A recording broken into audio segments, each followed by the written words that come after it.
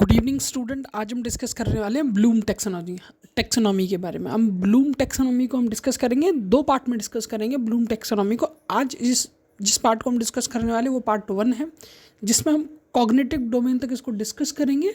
तो चलिए स्टार्ट करते हैं। सबसे पहले ब्लूम टेक्सोनॉमी की डेफिनेशन को, और बात करें कंटेंट को, तो कंटेंट इंग्लिश और हिंदी दोनों में मैंने कन्वर्ट किया है, जैसा कि मैं एज यूजुअल हमेशा रखता हूँ, ताकि जो लोग हिंदी में प्रिपरेशन करते हैं उनको भी कंप्लीट सारी चीज़ें मिल जाएं। तो चलिए स्टार्ट करते हैं ब्लूम टेक्सोनॉमी के बारे में।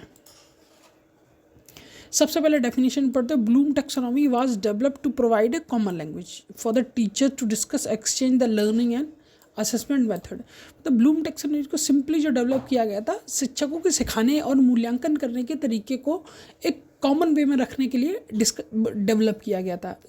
ठीक है। और specify the learning outcome can be drive from taxonomy through it's most commonly used assess learning on A variant for the cognitive domain. अब एक बार हिंदी में डिस्कस कर लेते हैं। ब्लूम टेक्सोनॉमी का वर्गीकरण शिक्षकों को सिखाने और मूल्यांकन विधियों पर चर्चा और आदान प्रदान करने के लिए, आम भाषा प्रदान करने के लिए विकसित किया गया था। जैसा कि मैंने अभी आपको बताया था, ये स्पेशली टीचर्स के लिए डेवलप किया गया था, ताकि शिक्षकों को सिखाने और मूल्यांकन करने की अलग अलग विधियों पर चर्चा की जा सके। ये विशिष्ट अधिगम के परिणाम वर्गीकरण को प्राप्त किया जा सकता है। हालांकि इसका उपयोग विभिन्न संज्ञानात्मक स्तरों को सिखाने पर आंकलन के लिए सबसे अधिक किया जाता है। मतलब अलग अलग लेवल पे टीचिंग देने के लिए स्टूडेंट को इसका यूज़ ज़्यादा किया जाता है। चलिए आगे बढ़ते हैं। नेक्स्ट, अब एक प्रॉब्लम ये है ना, अगर हम एक थोड़ा सा भी ब्रॉड तरीके से सोचें तो हमें ब्लूम टेक्सोनॉमी की ज़रूरत ही क्यों पड़ी, जिससे हमने ब्लूम टेक्सोनॉमी का उपयोग करें। ठीक है, उपयोग क्यों करें ब्लूम टेक्सोनॉमी का, तो उसको भी डिस्कस कर लेते हैं। देखिए, ब्लूम टेक्सोनॉमी का उपयोग करके आप तो पहले शैक्षिक प्रक्रिया के बारे में अपनी समझ बढ़ा सकते हैं। ठीक है, इसके लिए आप इसका इस्तेमाल कर सकते हैं। सेकंड, ब्लूम टेक्सोनॉमी का वर्गीकरण एक मार्गदर्शक ढांचा प्रदान करता है, जिससे कि जो स्टूडेंट आपसे अच्छी तरह इंस्पायर हो सकता है और आपके सिखाए हुए टीचिंग मेथड को अच्छी तरीके से ग्रैब करके अपनी लर्निंग को इन्हेंस कर सकता है। सेकंड बात करें, यह सुनिश्चित करता है करने के लिए कि एक चेकलिस्ट के रूप में उपयोग किया जाता है, जिससे कि किसी डोमेन के सभी स्तरों को मूल्यांकन किया गया और मूल्यांकन विधियों में उचित पाठों और कार्यपालिकाओं को रेखांकित किया जा सकता है। ठीक है। अब मतलब जैसे कि हम एक चेकलिस्ट बनाते हैं जिसमें हम डेली रूटीन के काम को चेकआउट करते हैं, उसी तरीके से सिखाने के तरीकों को भी हम चेकलिस्ट में रख सकते हैं, ताकि हम अलग अलग लेवल पर अलग अलग तरीके की लर्निंग ब्लूम टेक्सोनॉमी के द्वारा स्टूडेंट को दे, जिससे कि वो अच्छी तरीके से चीज़ों को समझ पाए।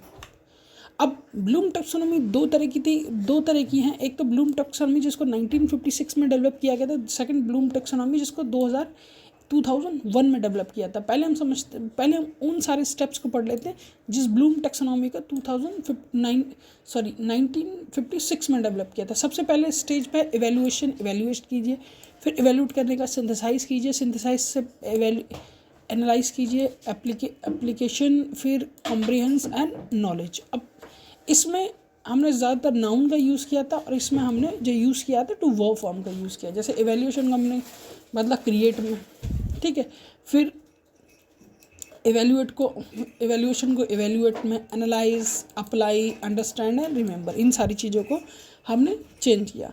अब उसके बाद अगर बात करें ब्लूम टेक्सोनॉमी को, जो अपडेटेड ब्लूम टेक्सोनॉमी, उसमें क्या है, हमने एंडरसन और क्रॉथवॉल इन दोनों ने रिफाइन किया था ब्लूम टेक्सोनॉमी को, जिसको हम रिवाइव ब्लूम टेक्सोनॉमी के नाम से भी जानते हैं, जो कि 2001 में सामने आया कि इन दोनों ने इसको दोबारा से रिवाइव किया था। क्योंकि पुरानी ब्लूम टेक्सोनॉमी जो थी उसमें सिंपल नाउन पे बेसिस थी और ये वर्ब पे बेसिस था। तो इसके भी कुछ फैक्ट थे, उसको भी डिस्कस कर लेते हैं। जैसे factual knowledge, conception knowledge, procedural knowledge, metacognitive knowledge, ठीक है, तथ्यों का ज्ञान, धारणा संबंधी ज्ञान, प्रतिक्रियात्मक ज्ञान, अधिसंख्यात्मक ज्ञान, ये सारी चीज़ें भी हमें 2001 में जो ब्लूम टेक्सोनॉमी रिवाइव की थी उसमें देखने को मिला। अब बात करते हैं कॉग्निटिव डोमेन, जो ज़रूरी है।